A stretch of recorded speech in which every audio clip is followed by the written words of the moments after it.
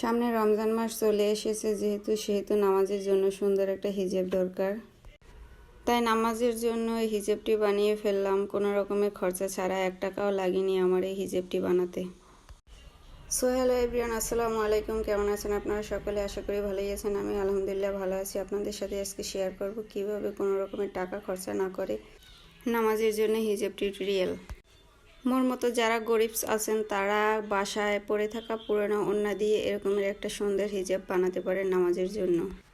মোর ঘরে পড়ে থাকা পুরনো একটা ওড়না দিয়ে আমি এই সুন্দর হিজাবটা বানালাম। তাই মোর এই হিজাবটা বানাইতে 1 টাকাও খরচা হয়নি। ভালো একটা হিজাব কিনতে গেলে কমপক্ষে 200-250 টাকা লাগে। কিরপি মুই 200 টাকা দিয়ে একটা হিজাব কিনতে যাম?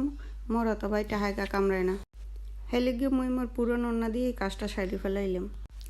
আগেই কিন্তু মুই বললে দিছি, যারা মোর মতো গরিব আছেন এরা কিন্তু এই পুরনো ওড়না দিয়েই নামাজের হিজাব বানাইতে পারেন। আন্টিরা আফুরা আপনাকে যদি হিজাব রেসিপি লাগে হলে কিন্তু মোর দ্বারা কইতে পারেন। হলে কিন্তু মুই আবার নতুন একটা হিজাব বানাইয়ে কিভাবে কি কাটিং ফিটিং করে আপনাকে দেখাই দিব অনেক।